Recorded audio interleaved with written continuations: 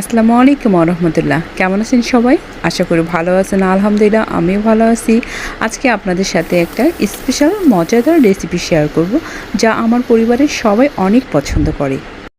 আজকে আমি রান্না করব মুগ ডাল ও রুই মাছের মাথা দিয়ে মুড়ি ঘন্ট।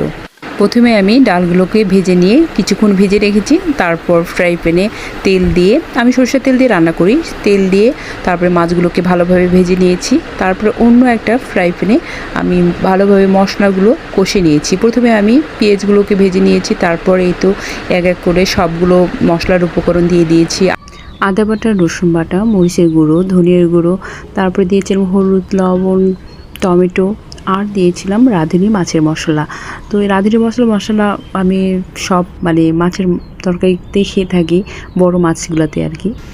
তো এই গন্ধটা আমার অনেক ভালো লাগে। তো সবগুলো মশলা কষানো হয়ে গেলে তাতে দিয়েছি আমি ভিজানো ডালটা দিয়ে আমি 5 মিনিট কষে নিয়েছি ডালটাকে। এখানে ডালটা কষানো হলে ভালো হয় আর কি, তরকারির স্বাদটা ডালের গন্ধটা থাকে না, আর ডালটাও অনেক টেস্টি হয়।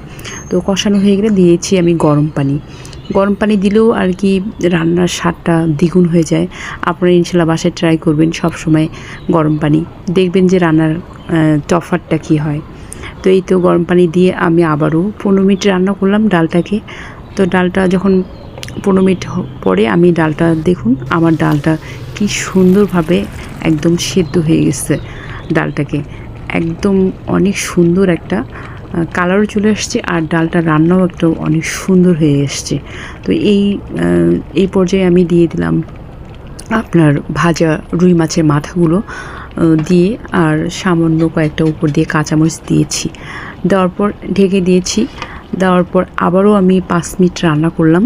রান্না করার পর 5-7 মিনিট আর কি রান্না করেছি। তারপরে আবারও রান্না করার পরে তারপরে নামানোর আগে আমি দিয়েছিলাম জিরের গুঁড়ো উপর দিয়ে, ভাজা জিরের গুঁড়ো, আর সামান্য একটু গরম মশলার গুঁড়ো আর কি দিয়েছি। তো এই তো সুন্দর মতো আমার রান্নাটা হয়ে গেল আলহামদুলিল্লাহ। মুগ ডালটা এত মজাদার হয়েছে, আর কি আর বলবো, সবাই তো অনেক প্রশংসা করলো। অনেক মজার একটা রুই মাছের মাথা দিয়ে মুড়ি ঘন্ট। তো আপনারাও বাসায় ইনশাল্লাহ ট্রাই করবেন এভাবে আমার মতো। তো ভালো থাকবেন, সুস্থ থাকবেন, ইবাদতের মধ্যেই থাকবেন। তো ইবাদতের মধ্যে থাকা মানেই যে আপনার কাজ বাদ দিয়ে যে নামাজই পড়ে থাকবেন তা না। তো নামাজ তো পড়বই সময় মতো, তার পাশাপাশি আমরা যদি আমাদের কাজের মধ্যেও থেকেও যদি আলহামদুলিল্লাহ, সুবহানাল্লাহ, আস্তাগফিরুল্লাহ বলি, তাহলে আমাদের আমলের পাল্লাটা ভারী হবে। তো ইনশাআল্লাহ আমরা সবাই এই আমলটাও করব। তো ভালো থাকবেন।